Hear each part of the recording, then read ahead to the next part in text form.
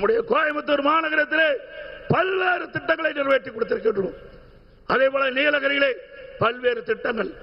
நாம் கேட்ட மருத்துவக் கல்லூரி மாண்புமிகு பாரத பிரதமர் ஊட்டியிலே மிகப்பெரிய மருத்துவக் கல்லூரி மருத்துவமனை கொடுத்திருக்கின்றார். திருப்பூர் மாவட்டத்திற்கு அற்புதமான மருத்துவக் கல்லூரி மருத்துவமனை கொடுத்திருக்கின்றார். இதை விட என்ன வேண்டும்?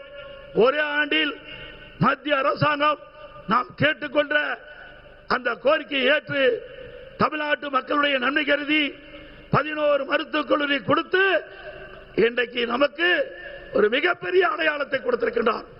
இந்த மாவட்டம் இங்கே கோவை மாவட்டம், நீலகிரி மாவட்டம், திருப்பூர் மாவட்டம் 3 மாவட்டம் ஒன்றாக கலந்து இந்த கூட்டம் நடந்துட்டு இருக்குது.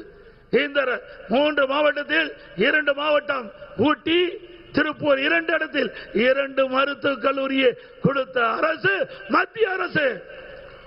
திமுக ஆட்சிக்கு வந்து 5 ஆண்டுகள் ஆகிறது. ஒரு மருத்துவக் கல்லூரி உங்களால் கொண்டு வர முடிஞ்சதா?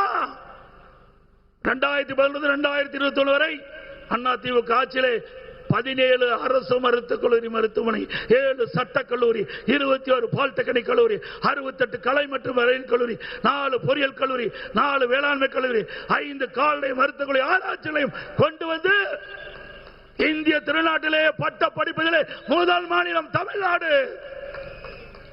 ஆக திரு ஸ்டாலின் அவர்களே எப்பொழுது பார்த்தாலும் அண்ணா திமுக ஆட்சியிலே எந்த திட்டத்தையும் நிறைவேற்றவில்லை என்று தவறான கருத்தை, அவதூறான கருத்தை பரப்பி வருகிறார். அதை நிறுத்திக் கொள்ளுங்கள். அண்ணா திமுக ஆட்சி ஒரு பொற்கால ஆட்சி. அமைக்கப்படுகின்ற கூட்டணி வலிமையான கூட்டணி. மத்தியிலே பாரத பிரதமர் அவர்கள் இந்த தமிழகம் மட்டுமல்ல இந்திய நாட்டில் அனைத்து மாநிலத்துடைய வளர்ச்சியை இன்றைக்கு அவருடைய தலைமையிலே பார்க்கின்றோம்.